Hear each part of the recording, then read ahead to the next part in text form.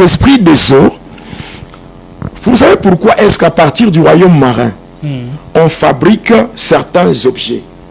On les fait entrer dans ce monde passant par des magasins et tout. Les gens vont se procurer de ces choses-là. Et ce sont ces choses-là qui permettent facilement aux esprits de s'incarner pour suivre l'Église.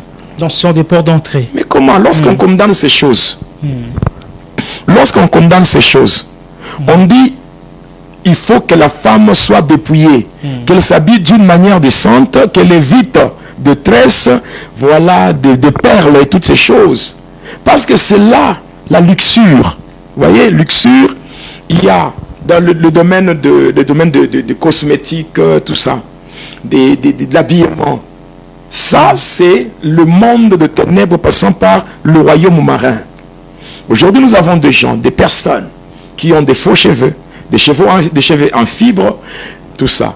Il y a des maquillages, c'est du jézabélisme. Au lieu que l'Église soit, par rapport à la saine doctrine, que l'Église soit christocentrique, l'Église est devenue une Église jézabélocentrique. Mais là, pasteur, les gens vont se dire, et surtout les femmes, mais comment maintenant une femme comment maintenant une femme doit s'habiller? Elle doit s'habiller d'une manière décente. C'est clair. La femme doit s'habiller d'une manière décente. Parce que les femmes donc, on ne doit pas se maquiller. Je vous dis vrai.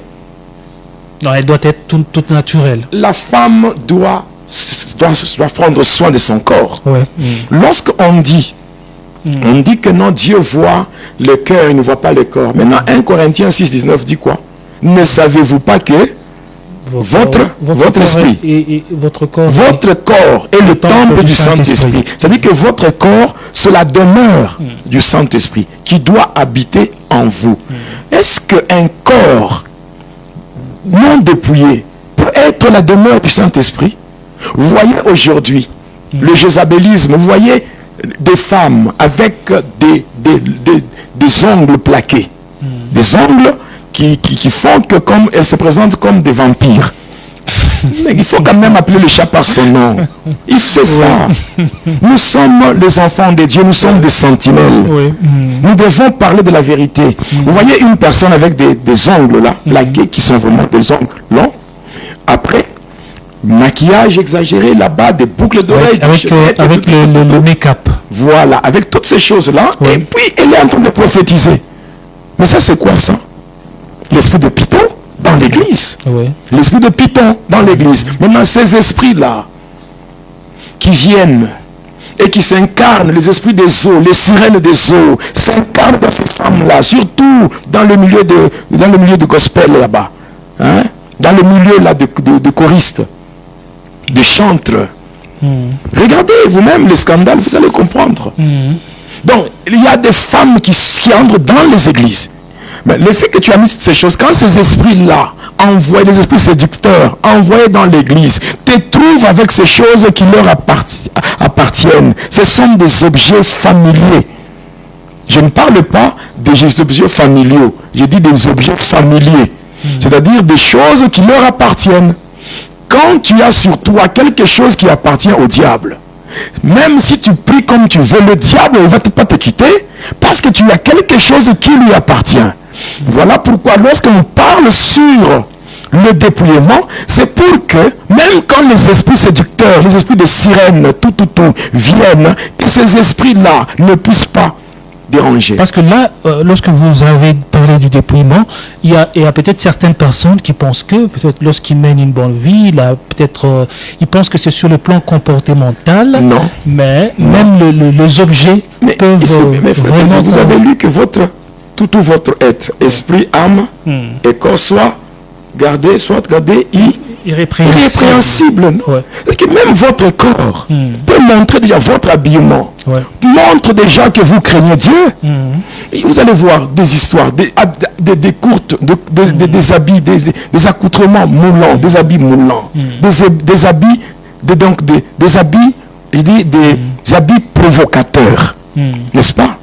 Provocateurs. C'est-à-dire des habits ou des accoutrements qui cherchent juste à attirer l'attention de l'homme et focaliser son regard sur les parties intimes. Hein? sur les parties intimes de la femme. Et tout ça, c'est quoi? C'est ça la séduction. Maintenant, quand ces esprits, l'objectif, c'est quoi? L'objectif, c'est que le diable puisse souiller l'église. Et ainsi, vous allez voir, vous êtes dans l'église, des choristes entre eux. Ils sont en train de sortir dans des copinages au sein de l'église.